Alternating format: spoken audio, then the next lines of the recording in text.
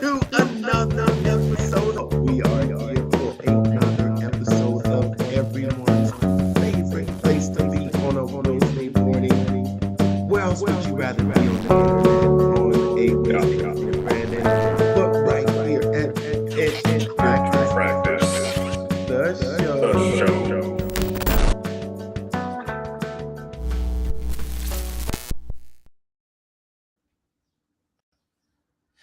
4 weeks, 4 guests, and 4 incredible entrepreneurial stories. Each one has built a successful business, and every one of them has roots in the ClickFunnels world.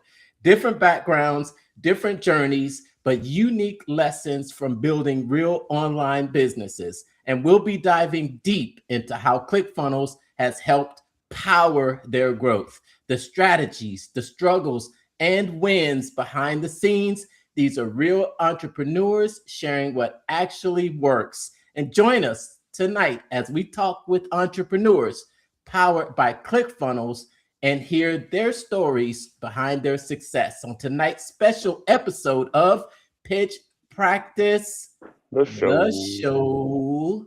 And my name is Mark, and I'm the guy behind the Mental Marketer and the private Facebook group Funnel Building 101. I teach the newest art and science of funnel building to help content creators sell other people's stuff. Brandon here, your Chief Business Strategist with Brand On Growth Lab, helping you take that brand to the next level in your local market and also fixing those leaky marketing plumbing pipes. So you never miss a lead and you're always staying busy.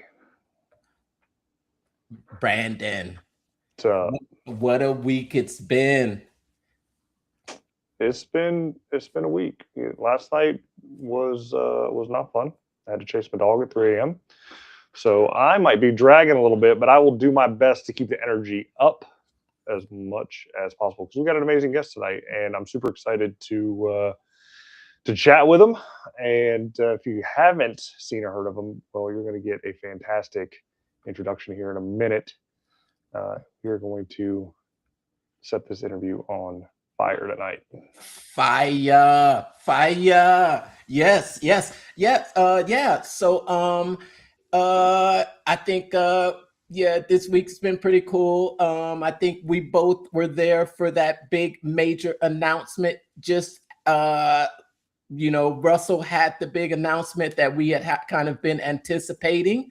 So now we do know that there is going to be another Funnel Hacking Live this year. I think we already knew it though, right, Brandon? I think we already knew. I mean, when he talked about Madison Square Garden, when he said it was going to be it, it'd probably take a couple years for him to get that booked. I was kind of hoping for that, but kind of threw a curveball on Tuesday and decided to scale down a little bit. And he, I think he kind of went the path of Cardone, so to speak. When Cardone did the massive stadium deal, it's like you can't 10x that, right? And every year ClickFunnels has been kind of growing. And I think Cardone's last Growth Con, it was like 5,000 people compared to like the 12 or 15 that he had before, at least the year that I went, right before COVID happened. So I think it's kind of par for the course. This next convention is going to be a little bit smaller, more intimate, theater style, which is kind of crazy. And because of the anticipation and so many people wanting to get in there, it's probably going to be sold out by Friday. Because I think with all the people that are in Inner Circle over the years who snatched up a whole bunch of tickets to the prime movers, you got the funnel builder certification people, only got 2,500, and I know there's at least 1,000 in FBCC and prime mover. So, what's going to be left? Yeah. They may be going on the black market. They might. I thought about it myself. Resale market. Cool. Yeah. Cool. Awesome. Well, without further ado, we do want to get into our special guest. He is behind the scenes, so you got to give us a hashtag where you're watching from down in the comments, and we will go ahead and get him introduced because tonight's special guest is a serial entrepreneur. He's a digital marketing expert who has helped thousands of entrepreneurs launch businesses. He's a 3-time ClickFunnels 2 Comma Club and an 8-figure award winner. He's been featured in Entrepreneur, Thrive Global, and ABC News.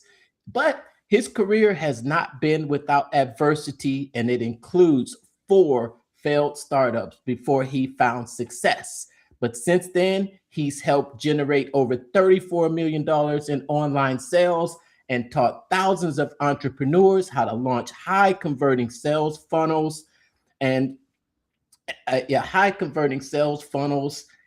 build real profitable businesses fast. Today, he is the co-founder of Rocketeer, which is a cutting edge ad software that empowers entrepreneurs worldwide to launch and manage winning campaigns with ease. Help us welcome to the stage, Mr. Blake Nubar. What's up, guys? How's everyone doing? Oh, Hope all is well. what's up, Blake? What's going on? Pleasure to be here. Thanks for having me. Absolutely. Thanks for Blake- taking the time. Yes. Oh man, I can't appreciate you taking the time out of your busy schedule to come and talk with us and share your story with the audience that's out here listening. I know you are one of the ClickFunnels OGs, but for all of those out there that are watching us tonight, who is Blake Nubar? Sure. Yeah. So I got started online. Almost a decade ago now. I've been with ClickFunnels from like basically day one when they first got started. I used to work the 9-to-5 traditional route, got kind of fed up with it to a certain extent, found ClickFunnels, and basically just took a career path of trying to help other online entrepreneurs or other people find success online, launching and managing their own funnels, their own ads, things like that. So on a day-to-day basis, that's what we do. We're working on a new software now called Rocketeer, which is our main flagship idea now to help people on a whole new level. And the rest is history. So traditional 9-to-5er, found entrepreneurship, and never looked back. Nice. What's been the biggest shortcut to developing that philosophy of breaking free of that 9-to-5 and going all in? I mean, probably the biggest shortcut ever is just take action on something. Like, I think the biggest thing that holds us all back is that we hesitate a lot. We procrastinate because of, when I got started, like, you don't want to make any wrong moves, but the wrong move is not making a move. So, it's business, right? There's no like true shortcut in business. The shortcut, the long, hard road is the shortcut because everyone's looking for a shortcut. So when you kind of adopt the philosophy that it's going to be tough, it's going to be challenging, you're going to go through the rock tumbler. That is your shortcut. That is the thing that most people will not do. They'll keep looking for the hack or the trick or the, something to cut the corners with. And they'll keep finding themselves in this vicious cycle where they just can't get ahead. So adopting a philosophy, knowing that it's going to be kind of a treacherous journey, but it's also going to be fun at the same time, is the way to find success faster than anyone. Because let's be honest, most people are looking for that hack or that shortcut, right? That's what keeps things. A lot of the reason for that is because that's what gives most people the ability to stomach doing something as psychotic as becoming an entrepreneur. So, it's the long, treacherous journey that is the fastest path to financial freedom. So I would say that's the number one hack, is the antithesis of what people think. It's not the shortcut, it's going the long way. Right. What made you take that psychotic route? Yeah, I mean, being an idiot, I wouldn't recommend this career on anyone. I mean, you got to be borderline sociopathic to be an entrepreneur. It's a crazy endeavor, right? Like it's extremely rewarding, but at the same time, I mean, I don't blame anyone that doesn't want to do it, because it's kind of an insane thing to sign up for. Like you could be working, you know, your entire life on years on something, and there's a good chance it's not going to work out. And to pitch that idea to someone is again, you got to be, it's psychotic to want to raise your hand and sign up to it. But if you do have kind of like the grit to do it, you know, it's the most rewarding thing ever, because it's going to give you something that, you know, working for someone just can't get you. So that's kind of what it was for me, knowing that, hey, like if I do try this stuff out, the worst thing that can happen is I'll just go back to doing what I was doing, which wasn't really a penalty at all. So if failing at being an entrepreneur, and failing meaning like, let's just say I'm like, I'm giving up, I'm not doing this career anymore. If failing, the lowest common denominator of failing at being this was just going back to what I was already doing, then to me, there was essentially no risk. The risk was staying in the 9 to 5.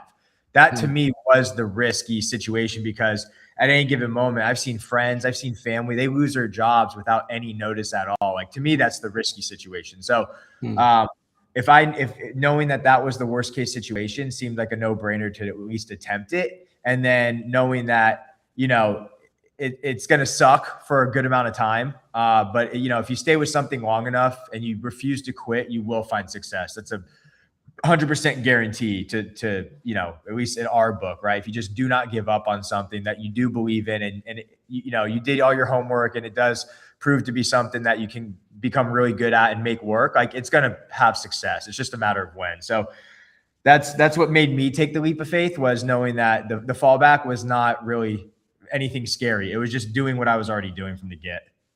Nice. And so you started nearly a decade ago. ClickFunnels was just a fledgling software. It had its bumps in the roads. What made you choose that over anything that was already out in the market? And what was that first offer that really put you on that path to know that you made the right decision to quit? Yeah, so you're 9 to 5. Yeah, I was working. So the company I was working for, it was a fitness supplement and education company. Basically, it was two divisions. One division was they made fitness supplements, right? Sell them out of GNC and Vitamin Shop, online, things like that, direct consumer. And then the other side was where I worked on, which was like the education. So if you want to become a personal trainer for like a gym, you have to be certified. You have to take some type of certification, and then you can be a personal trainer. So we were creating those certifications. We were working on one specifically, a really cool one with a celebrity trainer named Eric the Trainer, really cool friend of mine, just an all around great guy. And basically he's hired in Hollywood whenever they're doing like big movies, like, you know, I'm not going to name names just for NDA's sake, but whenever big actors need to get in shape for specific movies, he has a certain type of training protocol that like really focuses on like getting you looking really good. Because at the end of the day, people go to the gym because you want to look good, right? Like when you say I want to lose weight, I want to build them up, what you're really saying is I want to look good for that, you know, cruise I'm going on with my family, or my class, you know, my class reunion I have to show up for. That's what you're really trying to communicate. So we were working on this really cool fitness philosophy. We were building out this product. And at the time, I didn't know what a funnel was. Like I had no idea. Like we were trying all this stuff. Like I wasn't really in marketing at all. I was like wearing a bunch of different hats, but I wasn't doing anything related to marketing. It was more like, you know, operations, product development, things like that. And then when we went to try and sell this thing, like the people that we had in marketing, they didn't really know marketing either. And like, nothing was working out. Like we couldn't get anything going. So like we built this entire product, spent like 9 months on this thing. And like, it wasn't working at all. Oh, and wow. I got really frustrated one night and I went home and, you know, long story short, I basically found this guy named Russell Brunson online. And it was an ad that said weird marketing experiments to increase traffic, conversions, and sales online. And I click on this ad and I watched this like 90-minute VSL, and I'm watching this VSL and I'm just addicted now. I'm completely captivated by what this guy had to say. This was like 2015, 2016, like right when ClickFunnels was getting going. And the reason, to answer your question, Brandon, it was the first thing I found and it just got me. Like at the time, like I might have right after I heard of it, looked into like Instapage or lead pages, but ClickFunnels was like, I wasn't just adopting a marketing software. Like anyone can build a software, right? Like and now in today's day and age where AI is going, you're eventually going to be able to rip off someone's software in like a few clicks of a button, right? I invest my time and effort, not just into the software, but also into the person or the team behind the software. And I gotta love the culture. I gotta love the community. And that's something that Russell has built better than anyone. Was being able to build a really impressive culture and community. And now it's just copied, right? Like, you know, he was like, to me, he's like the godfather of the funnels. So I just started using ClickFunnels, and basically, you know, since we started using ClickFunnels, we were able to start actually selling online. And that was the choice. It was like the first thing I got into was it. And I was just riding that wave because I saw something in where Russell was going in the team. And this was, again, a decade ago. It just takes some foresight to see like Russell's energy and his passion, and like what he created was one of the first of its kind. So it was kind of like the horse I wanted to jump on. And I haven't looked back since. Yeah. So I think there is something I saw out there about you being the original overnight millionaire. I've never made $1 million overnight. I mean, we have made, I wish I did $1 million. One day we'll get to that level. What would you say? What would you say? Because after failing for, I think you had 4 businesses that you failed previously. What would you credit as the one thing that led to that turnaround, and from going to failure to having success? It's just skills. It's all it is. Ambition and skills. I'm not afraid of anyone smarter than me. I think most people inherently have pretty similar IQs. Maybe I'm dumb and stupid on that one. It's ambition, right? The ones you want to be afraid of are people that keep ambition from failed idea to failed idea.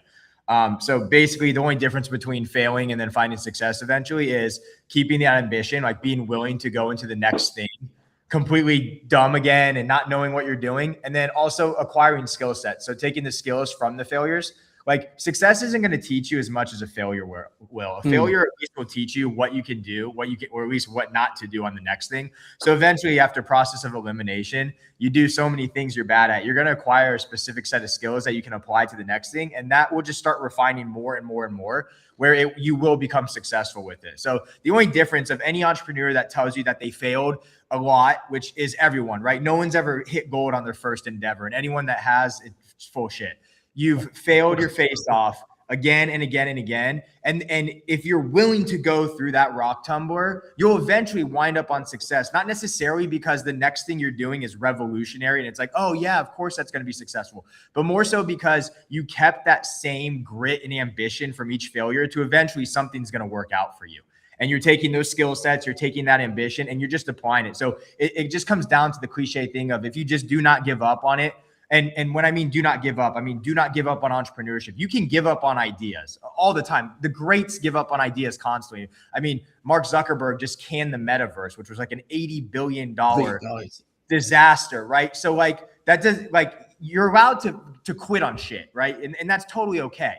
It's not quitting on entrepreneurship. So if you fail at something or you give up on something that you're working on, but you keep continuing on that path of trying something new, something will stick with you. So that's the difference between the ones that make it and the ones that don't. It's just the ability to be able to be humbled again, start over with the same ambition, applying new sets of skills. You'll eventually find success. Nice. Yeah. So over the time that you've kind of evolved, your personal brand and taking advantage of social media, do you, from what I can find here, you pioneered the Facebook profile funnel at a time, when people were obsessed with expensive ad spend. So you kind of went the organic route. As these platforms start to shift, as you mentioned, Meta just, canned the metaverse and is going pretty much all in on AI. Like, how are you seeing that plus video first content in 2026, the strategies involved with that to still making that personal profile the main lead magnet and the attractive character in someone's business?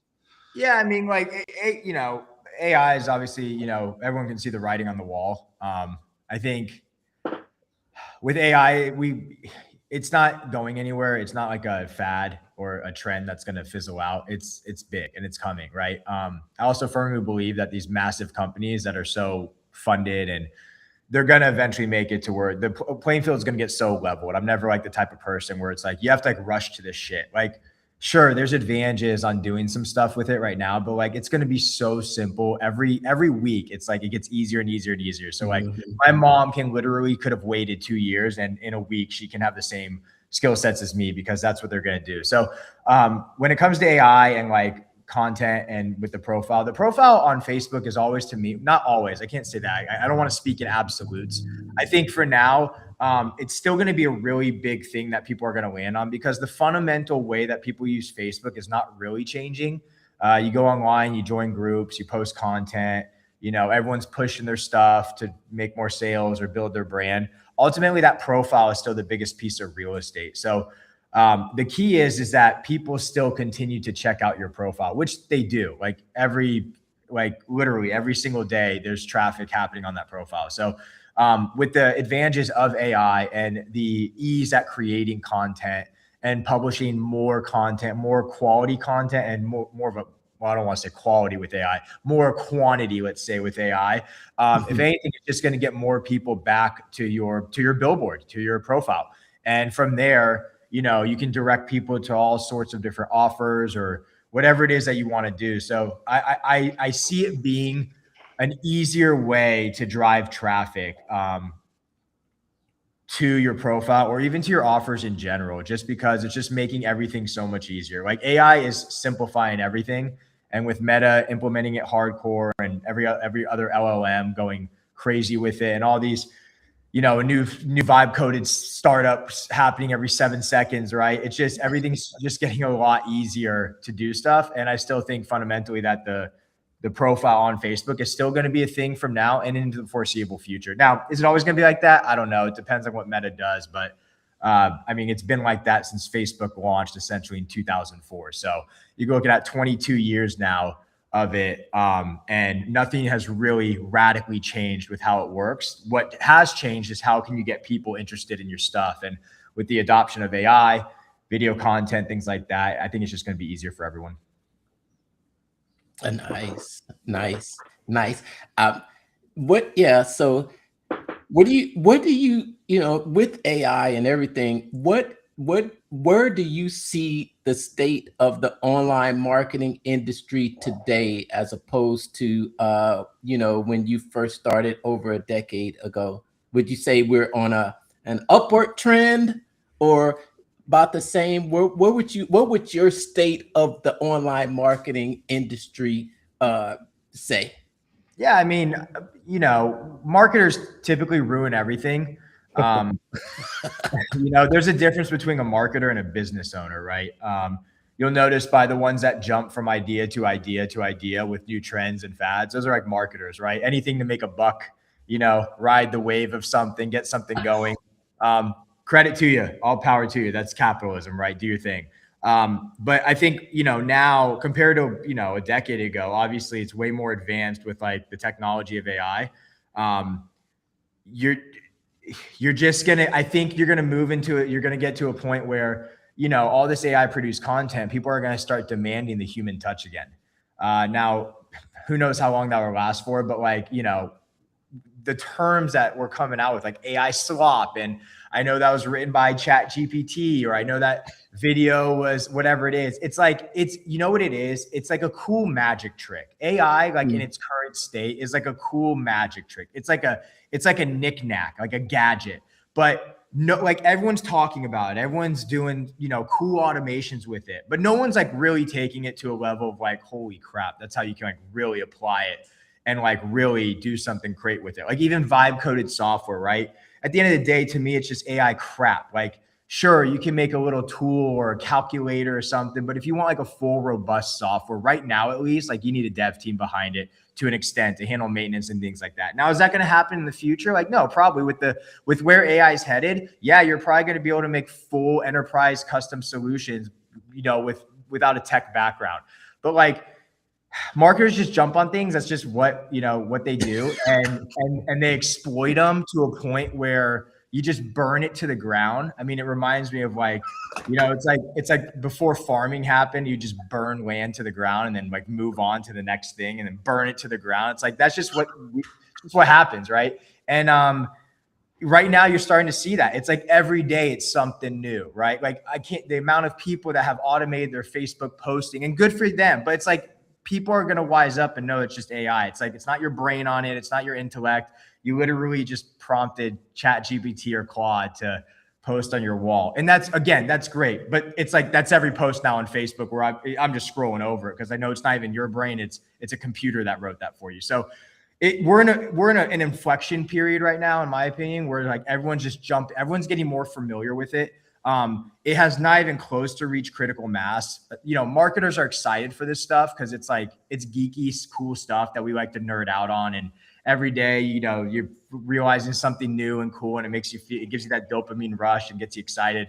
But the world is still way far behind with even adopting AI, even using ChatGPT and these LLMs and stuff in a way that you can really have dramatic change. Like, we're still a little bit ways from that, but right now we're in this inflection period, in my opinion, where marketers are just experimenting. They're not really providing a way to fully monetize it. And again, I'm speaking in generalities here. Some people are probably like, "Oh, Blake, you're wrong. Like, I'm doing cool, great." But in general, most people are just like posting, like, "Here's my 5-second video I made with Sora." It's like, okay, that's cool, but it literally does nothing.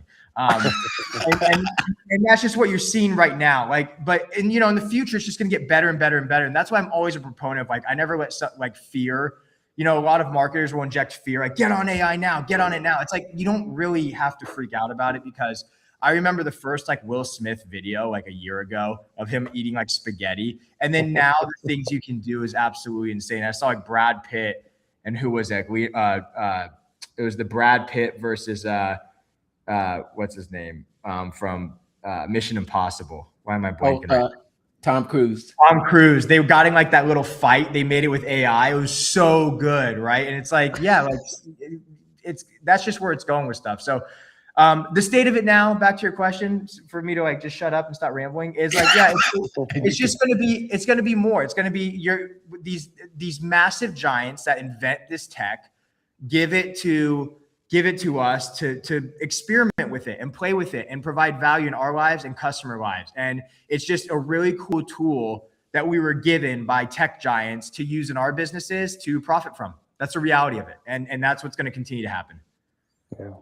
Yeah, that's great insights there. And speaking of Will Smith and the spaghetti videos, I can say for every AI video that I try to put out now, even with the tech as advanced as it is and the easy plug and play third-party softwares, you just prompt to do it, mine still look like that first video for whatever reason. I can never get them to look right.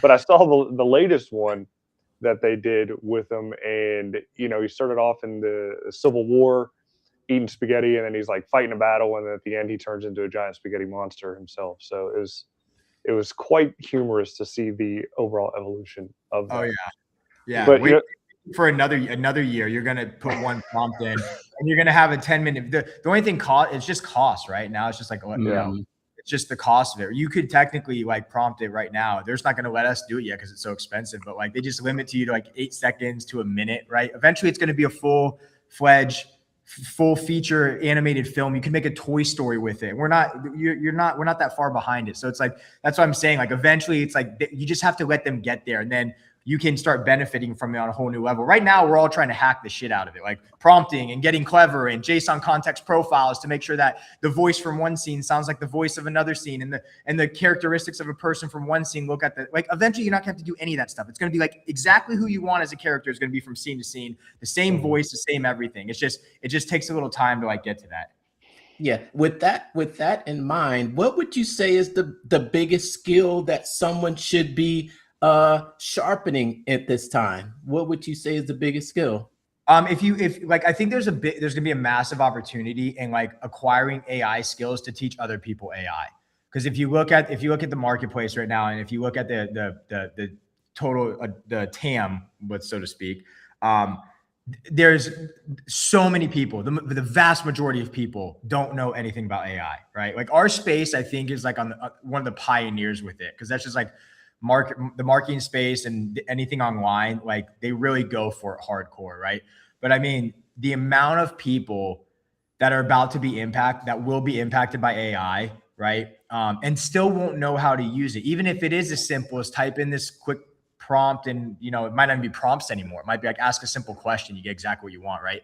I think there's a massive opportunity for anyone who's starting a business or thinking about starting a business, is learning how to teach AI skills or how to implement AI solutions into small businesses or other people interested in learning it as well. Because right now it's so fragmented.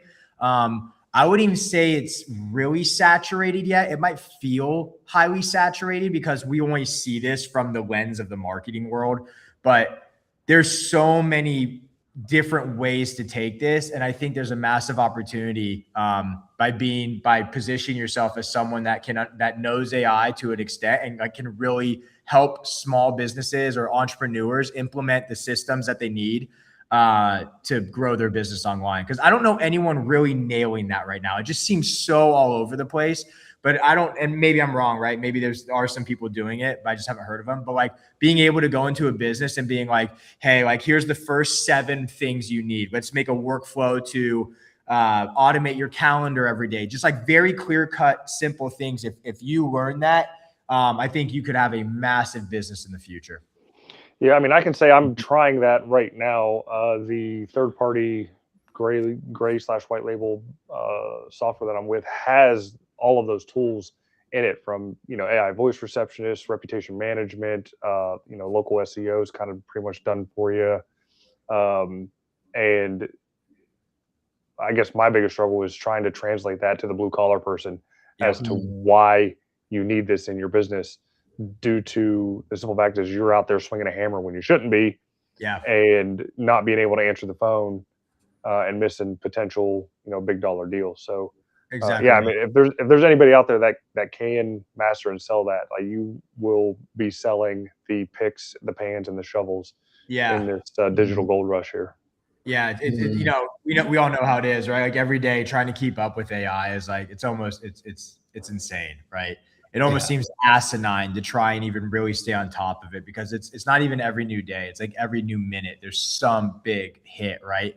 And it becomes exhausting and overwhelming to constantly stay on top of it all. But like if the value now is going to be the people being able to teach it, right? It's not the software. Like if anyone's starting a software right now, it's like, dude, you better have something good, because it's about to get that shit's going to get wiped. Like it's so easy to just wipe this stuff. That now, not in terms of copying, right? Anyone can copy software. You could have done that 15 years ago. Big deal.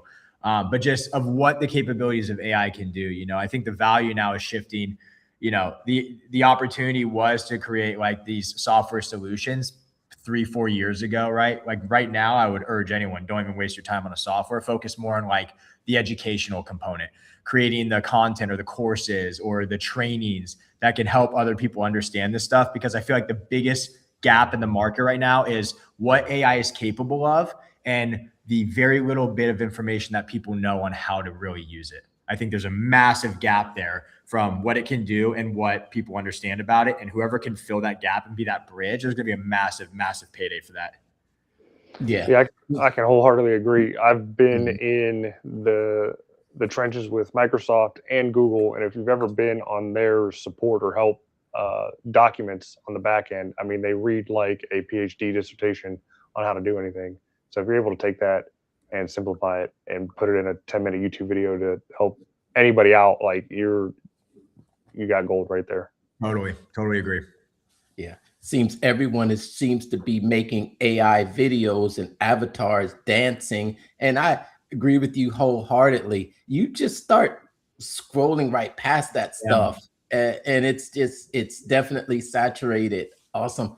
But you have ventured out into the AI world too, with your new software. Tell us how that came about. Yeah, so Rocketeer is an ad software. It didn't start AI. We didn't launch it as AI because AI wasn't where it is then to where it is today. But we basically, as entrepreneurs, we had online products, and we saw it to be very difficult to run ads, right? And I think most people would agree with me that running ads is extremely difficult. And it felt like it was such like an elite skill set reserved for just a few great marketers, right? Like to crack the code on ads seemed almost impossible. And the majority of people fail. They are sick of, they don't know what to write about. They don't know what image to choose. They don't know how to set up a campaign.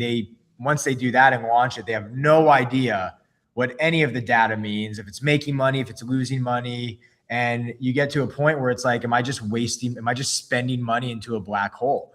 And I would say the majority of people, the vast majority of people feel that same way, that it's like ads feel freaking impossible. And we felt the same way. And we started looking into why is it that ads are so complicated? And my business partner and I, when we ran into this problem and we started looking at other companies, we're like, well, what is it? Why is this thing still so complicated? It's like 2025, 2024, whatever. And like these interfaces are horrible. So I remember we started diving into like other successful softwares, like, you know, back in the day, like, you know, I remember my mom and dad being at like the dinner table, like with all their freaking tax paperwork out, the most complicated process, filing taxes. And then like TurboTax comes out, right? And just makes it simple to file taxes. Or like if you're investing online, like, you know, it was this complicated process that not many people knew. There wasn't like this concept of a retail investor. And then Robinhood comes out and anyone can invest online by buying crypto or investing in stocks. And same with legal, like no one knows legal. It's like this, you know, you want to have someone, you want to write an NDA for an employee or a contractor, or you want some type of agreement form when you're bringing on someone or doing a joint venture and you don't know how to do it. But then LegalZoom and Rocket Lawyer come out and make it simple. And it's like, when you look at all these companies that have blown up to be massive, all they've done is taken a very sophisticated thing and made it easy for the majority of people to understand. And when we're like, wow, like the way that TurboTax made taxes simple and the way that Robinhood made investing simple, why has no one made ads simple? It's like the most complicated process. So that's what kind of gave us the idea to like, we can do this. We can go out, take something that's really intricate that no one really not many people understand, right? And simplify the process. And that's what we did. And out of that amazing experience and journey created, you know, really unique software called Rocketeer, where anyone now, you know, I don't care where you are, the software does the majority of the leg lifting for you, and you can actually launch and manage your ads, and you can understand what's happening with your ads. So you're no longer wondering if an ad is doing well. Our software is just going to tell you it's doing well and what to do as a result of it. And then of course, now with AI, you know, we have things even a million times simpler with creating ads, managing ads, all that good stuff. So we don't believe that we were sick and tired of the creative being the bottleneck between your offer and the people that want to buy it. And we want to get rid of that because that shouldn't be a problem anymore, which is the ad itself. Like, is my ad good? How do I make my ad? We don't believe that should any longer be a bottleneck. We believe that your offer should be able to get in the hands of as many people as possible. And we're going to eliminate that because of the frustration that currently exists with advertising by using our software. And that's what we do with Rocketeer. Nice. Now,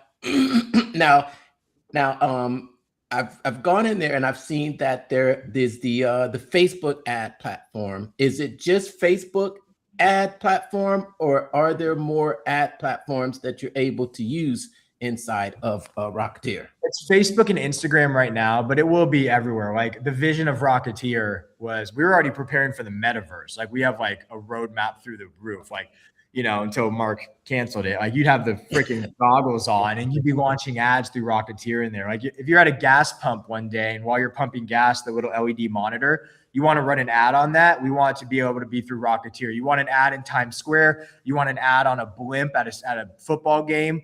I mean, you name a billboard, like you name it. Eventually, the vision of it is you come to our software to throw an ad virtually anywhere you want to throw it. We're just starting with Facebook and Instagram. Oh wow. Yeah. Very nice. Nice. Now there's some stiff competition out there when it comes to this kind of software. I grateful that you gave it away to the Funnel Builder certification folks there for this latest offer, which was an absolutely amazing add-on for it. Biggest competitor I see in this space is Plai. How do you see yourself competing with them since they're already in those other spaces, from TikTok to Google to Facebook, Instagram, Snapchat, etc. Yeah, there's a ton of them, like Play and all the other ones too, whatever. I mean, there's ARC ads. They pop up with AI, like it just flooded with competition. I actually like love that. That gets me most excited. I believe deep down we're better marketers. Like we can market this better than most people. You know, nothing against them. I'm sure they have great softwares and they're gonna have a lot of functionality, a lot of stuff. I think a lot of this comes down to taste. You know, how good is your design and your user experience? And that's one thing I think we do really well. And with the updates we have coming out and the new features to drive really unique results, I think one of the things we excel at is we have good taste with our UI UX. But more importantly, I think we can just sell. Like we know how to like provide a lot of value and create a lot of demand for something when we start running ads to it. That's been our forte. That's what, you know, that's what's grown our business to 9 figures and not 9 figures, sorry. On our way to 9 figures in sales is we were businessmen first and then had to learn marketing because we couldn't sell anything when I was younger. I was like, I didn't know how to sell this stuff. We can make really good products, but I suck at selling. I suck at marketing. So like we had to go acquire that skill set. Like I think we got pretty good at it. And then now that we know how to build software, we can take that marketing know-how, marry it to the software, which I think we do a pretty good job at. And then I think it's going to give us a competitive advantage at it. At the end of the day, whoever makes the most noise about something, right? And your thing does what it says it's supposed to do. Those are the ones who win. You just have to make a big deal. Marketing is just making a big deal about stuff. And if you make a big enough deal about it and it really is good, it will catch fire, right? Like it's going to have kind of that word of mouth buzz marketing. So the competition is going to continue. I mean, it's going to get more and more and more and more fierce, right? The ones that stand out are the ones that are able to spend more. Like if you can spend more to acquire those customers, like Russell says, and it's as true as can be, you're ultimately going to win. So if we can do a good job at creating offers around it and market and continue to develop out the software, listening to our customer and really making really unique features that, you know, the competition doesn't have. And with the power of AI, what we can do now, I think we're going to be in a good spot to really compete with, you know, with the who's who. Yeah. Nice. Russell made a video recently and he's been making a lot more of these about his secrets of persuasion. It's the little darker videos that he's been making, but he really talks about how it's about he never competed with ClickFunnels on features and products, but what he did was he created the mass movement and he created his his funnel hacker, and now it's just like you feel dumb not paying $1,000 to go to Funnel Hacking Live, right? We were talking about that early. We were just like, it's like we're just like, man, I just wonder how much of my money Russell is going to take. Yeah. Yeah. And like, it's good. That's like branding, right? Like you got to build a tribe. You got to build a lot of people. There's so many components to building a successful company, from a really good, superior product to a bunch of hungry buyers that love the community and the culture you've built, from the branding side and the marketing side, even the internal stuff that goes on like operations and HR and finding players to work with you, right? It's never one thing or the other. It's all those things added up. Now, in the beginning, there's certain levers and knobs you can twist and pull that will have more of an impact, right? And really drive results. But eventually that starts leveling out and everything has to kind of become good with it to support the main thing. So we believe in superior product, right? At the end of the day, I think users now demand really good products. Like, especially with AI, I don't think we're going to be in a world in the future coming up where software is going to be where it's me behind a software. I think it's going to be more of the software does everything it can do without my guidance, and I can just log in here and there and facilitate it. But ultimately, it's going to be more, in my opinion, it's not going to be so much like software plus user. It's just going to be software and user that has the software. But the software could essentially do everything with AI now. Like you don't even need like a user like behind commanding it all. You can have it, but you're just not going to need that anymore. So we like to stay on the forefront of building really good products. But at the end of the day, a really good product just means it delivers a result. If you can deliver a result, no one cares how shiny your thing is. Although we strive to have really good UI UX, no one cares about that stuff. They want as long as it can do the thing you claim it can do and people want that, they're going to stick with you forever. I mean, I was using Craigslist for like the longest time back in college, which was like the worst freaking software ever. Horrible design, didn't matter. And like you could find roommates on there, people selling stuff. It was basically like, I don't know if you guys remember, it was like the Facebook marketplace, but like Oh yeah, version of it, right? Everyone loved it. It was the worst thing ever, but it's like it delivered a result people wanted. So at the end of the day, if you're able to do that, and then you can also be good at other stuff like UI, UX, or, you know, a good customer support experience and all that stuff, people are going to stick around for a long time. And if you focus on that first, results driven first, you're going to be in great shape. And that's what we believe in. That's like on top of having the tribe, and you need all that stuff. But at the end of the day, you can have a tribe. If you don't have anything to sell them, it's like, okay, big deal. Like I like to have stuff you can sell them as well. yeah. Okay, note taken. Have a result, make enough noise, and have a tribe. Yeah, if you do those Make things, sure it gets the result. if you have a product to sell someone and you can create content to start building momentum of people that are interested in it, and then you make a lot of noise around it, those are the three ingredients for a massive success, the start of something, a start of what could be a monster for you. So you do those three things, I think you're in great shape. Nice. So, you know, during those 10 years, I believe you kind of had a, you know, freelance agency deal. You did some consulting for some Shark Tank contestants there. When did you get that light bulb moment to stop trading your time and start selling the systems for other people to do the work?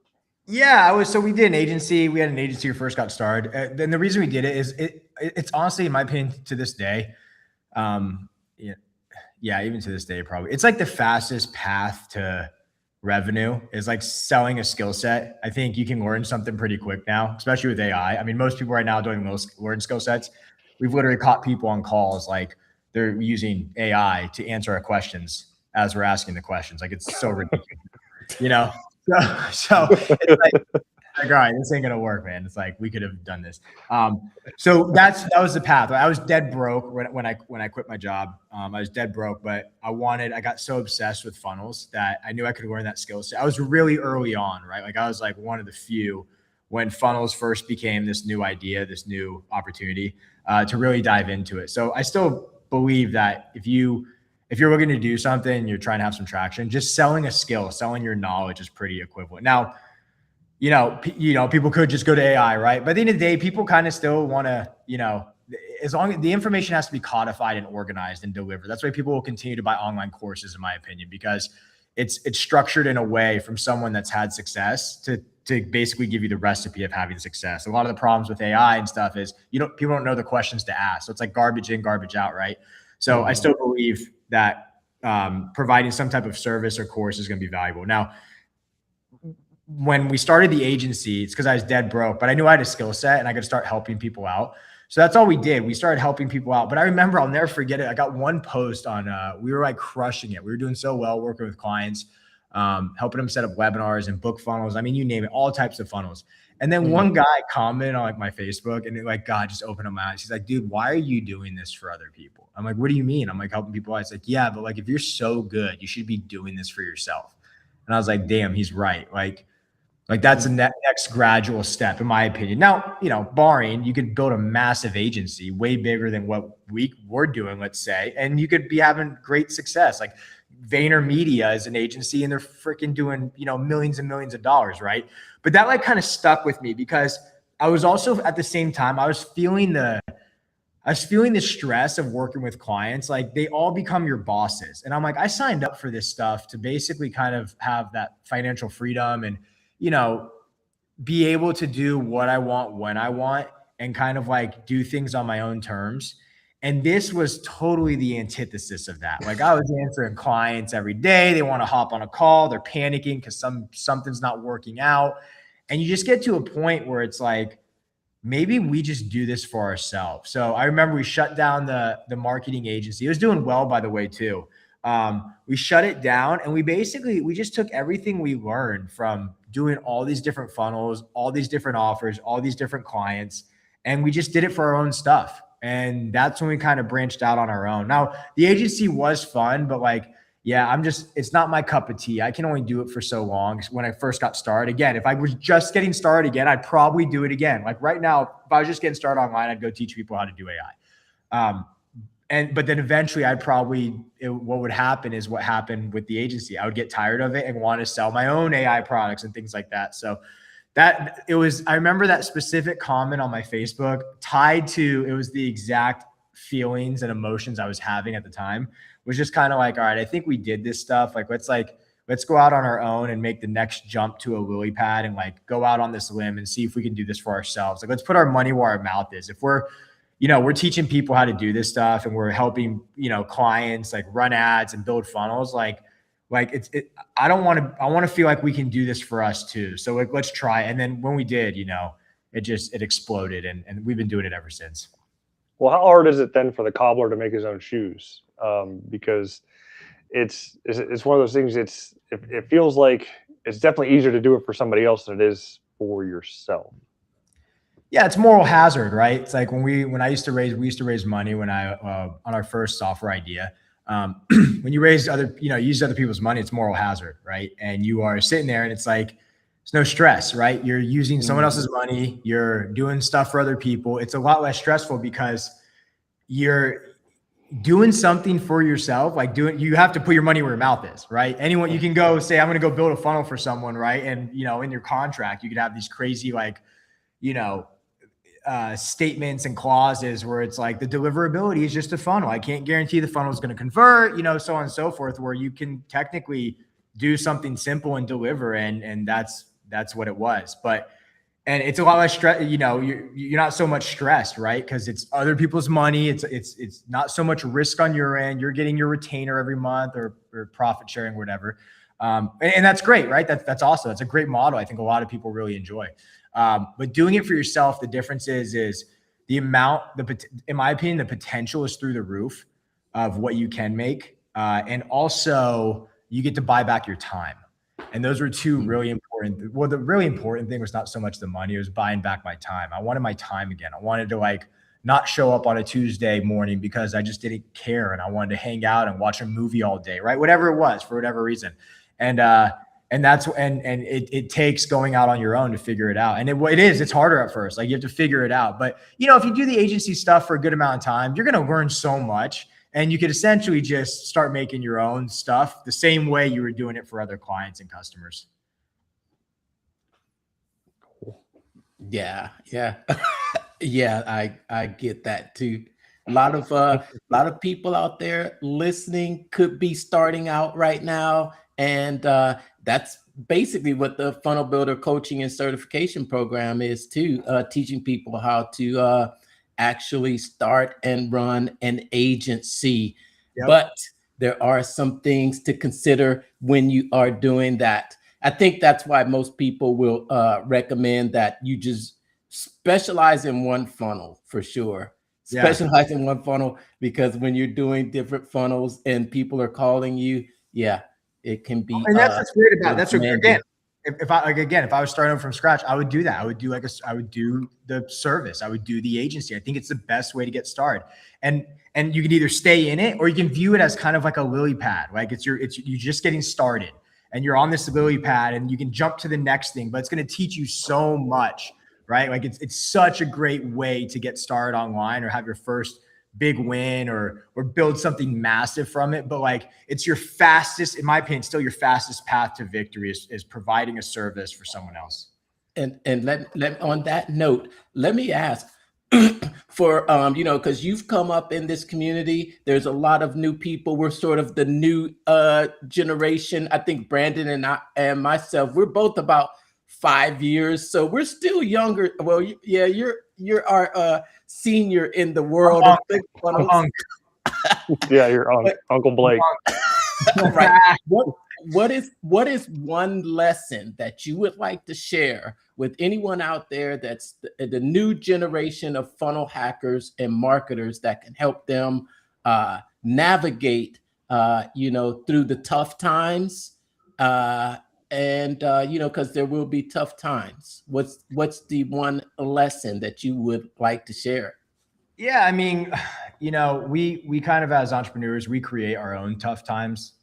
Like it's basically, I'm not even going to point to external economic factors as the reason something's not working. Like in the worst economic crisis, there's people profiting massive amounts of money. So when it comes to like the tough times you're going to go through, a lot of it is just from the decisions we make. It's the actions or inactions that we do or don't take. And then we wind up in these situations where like nothing is working. And it's not external, it's what we were doing. So one big thing you have to remember is you have to remember why you started. Don't fall in love. Like people say, follow your passion, and that's great and all, but passion doesn't always pay. I'm more of a fan of if you fall in love with solving a big problem, then you're going to have a great opportunity at turning that into something that you can monetize in the future, because passion can only take you so far on something. Like you gotta be passionate about what you do. And like, yeah, to an extent you should, you should have a vision for something, but if you're solving something that's not a problem, right? Like we don't need another payment app. We don't need another Venmo. Okay. You're not solving any problems anymore. Like, but if you fall in love with a big problem and you fall in love with finding a solution for that, like look at Elon Musk. He's literally like, when he was trying to like colonize Mars, or like all the crazy stuff he's doing with, he just discontinued like 2 of the models for Tesla to make room for Optimus in his factories. And he's got the Cyber Cab now launching in Austin and Cali. And then by the end of 2026, it's going to be full driverless self-driving for the Cyber Cab. It's like he's falling in love with solving really big problems. So I think that's the main thing you have to do to get you through the hard times, is first have a big thing you're going after. And then when you do that, it's like the quote of Steve Jobs, like you don't have to be pushed. That vision's going to pull you. So those hard times won't feel as hard if you wake up every day and you're excited to do what you're going to do. It's when you're kind of miserable doing something, or you don't really have a clear path of what you're going after, that hard times seem to amplify way worse, and you just kind of want to throw in the towel. And a lot of times that happens because people like chase all the different shiny objects. We call it chasing butterflies here in the office. Like you'll be working on something, and if you ever notice like a butterfly, how it comes around, you're like, oh, like, and you just like drift off to it.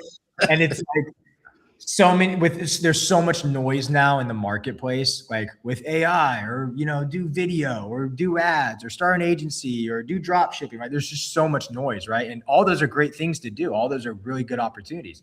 You can't get distracted, because what happens is in the beginning when you're getting started is that if your thing you're working on is not working, you're a lot more likely to want to jump ship, and you get really excited for something different, and you just completely get rid of the thing you were working on. And when you find yourself doing that again and again and again, you're not really going to acquire any skills for anything, because you're just quitting on these things too quick.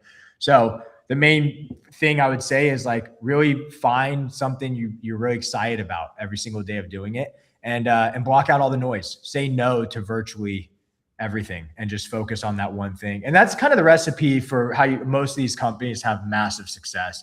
They're not chasing multiple things. They're the guys that started Slack, built Slack and nothing else. They focused on Slack, right? That's it. Or Monday, or like any other Notion, or any other million softwares or companies, someone that started a architecture company, right? It's like that's all they do. It's all they focus on. It's all they're trying to build, no matter how hard it gets. If you stick with it, you're going to get some momentum in some direction. So that's the best piece of advice. I wish I had something that was like some secret hack or like loophole. It doesn't exist. It's not how it is.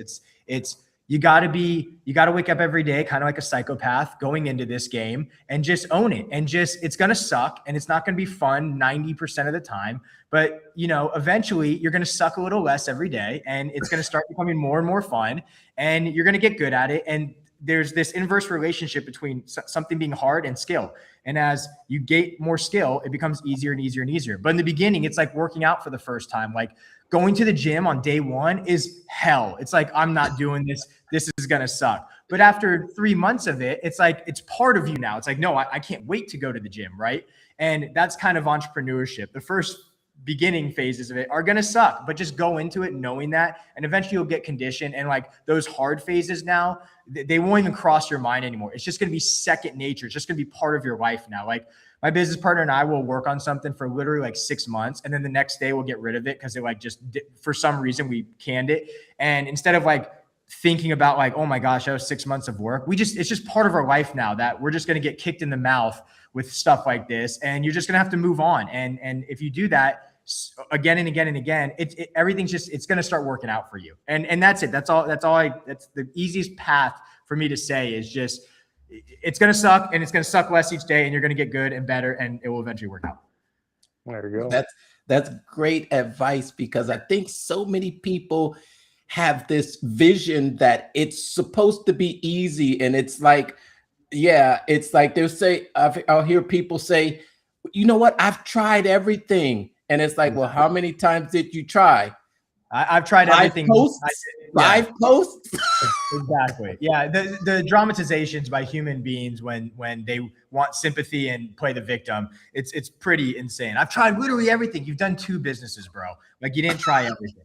Like, no, I posted for days. You posted for 3 minutes every other day for 4 days only. Like you're not doing it, right? And it's like, that's the reality of it. If this game was easy, right, we'd all be sipping Mai Tais and pina coladas and beaches would be so packed right now. They'd be like literally like closed down or off limits, but they're not, because the game is hard and it is tough and it's challenging like everything else, right? If you're going to come into entrepreneurship and you think you're just going to own the game, it's ignorant. It's borderline insulting to other entrepreneurs. That's like me going into like, a neurosurgeon and being like, back off. I got this, man. Like, I know how to no, I don't know how to operate on someone's brain right now, but eventually like I could learn it and get good at it. It's the same thing with anything else. And it's like entrepreneurship's no different. If anything, this game is harder than everything because unlike there's no roadmap, there's no rule book, there's no guidance on this. It's kind of you just in your own head and your own thoughts, throwing things on the wall, hoping something sticks, right? And something might not stick for 3, 4, 5, 6 years. And you literally have to wake up the next day and go, let's keep going. I mean, it is insane to do this. I swear it's the craziest thing ever.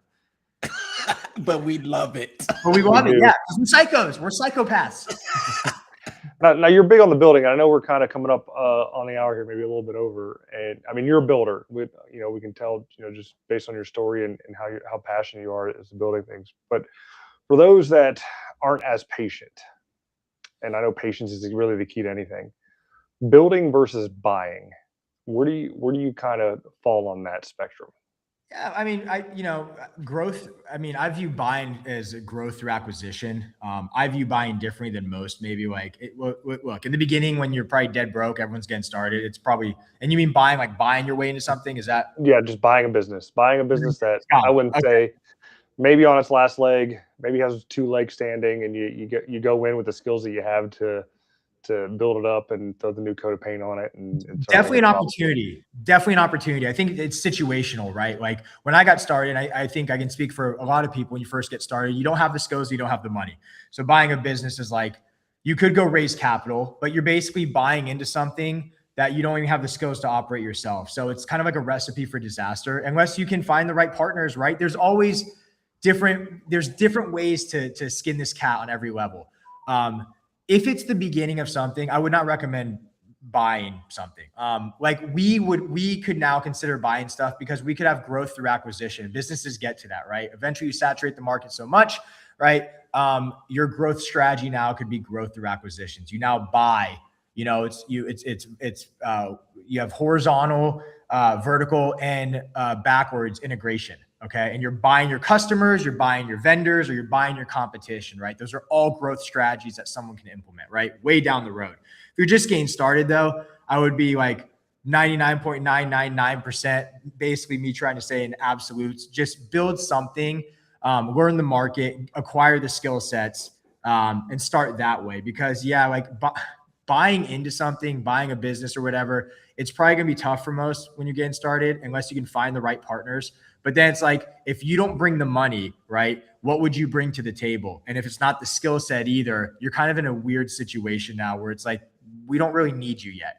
So I'm more of a fan of building. I think buying is still possible. I wouldn't recommend it, but it just has to be a unique situation, right? Where like it would make, all stars aligned and it made sense. And it can happen, right? I save buying for down the road. Once you can start building a company up, start cash flowing, and everything's kind of, you find a really unique business development angle to grow your company. You could buy something, you could buy a supplier, let's say. Like if I was building houses and we were crushing it all over the country, I might buy you know, I might even buy lateral. I might buy, like, if I'm building houses, I might buy like a gutter company or a landscaping company, something even similar, right? Or I might buy the supplier of all the wood, right? Whatever it might be. That's when buying makes sense to me, is on a growth perspective. Or if you're like strictly an investor and you're just looking to acquire cash flow entities as like a hedge fund, sure, buy your way. But if you're trying to get started online, it's probably not really something most are considering. Cool. Nice, nice. All right, we are at the top, and man, yeah, I've got more questions, but we will have to end it here, right? Unless you've got any more, Brandon. Nope, all questions answered, man. It's been a fantastic time with you on here, Blake, and you've given, I mean, Tons so of many nuggets, Yeah. so much value there. You know, this is pretty much a masterclass in itself, from just listening to your journey going to where you're at now as a co-founder in a up and coming software that's going to help a lot of marketers deploy their skills and grow local economies. So it's good. Cool. Well, I appreciate it. Thanks, Brandon. Amazing questions, Mark. Amazing questions as well. I appreciate both you guys having me. It was fun to jam out, and honestly, thanks for having me on the show. It was really cool. Yeah. Now, it's not pitch practice without giving a pitch. So tell us a little bit more about Rocketeer, where they can sign up for a trial if you got it, or how they can follow you. Yeah. So Rocketeer, again, if you just you missed a little bit about it. We are a online. It's an AI. I don't know what to call it. AI ad software to help you create, launch, and manage your campaigns online. You can go get a free trial at rocketeerads.com, or we do some work with ClickFunnels. We're integrated with them to an extent. They have an offer called the Funnel Builder Certification, or the single product payday. If you buy any of those products, we'll give you 6 months access of it as absolutely free for joining those products. So if you're ready to launch ads, or you're going to be waiting in the future, at some point you're going to want to launch ads, we are dedicated and passionate about building a software to help entrepreneurs from all over the world be able to launch and manage their own ads online with very little effort and very little skill to do so, because the software does it for you. So that's Rocketeer. Get a free trial or join one of those programs, and you will get full unrestricted access to everything we have to offer. Awesome. Exciting times. We'll make sure to leave the links down below this video. Thanks so much for your time, Blake. Thanks for tuning in to another episode, and we will see you on the next episode. Remember, let's keep making the world a better place, one funnel at a time. Take care, everybody.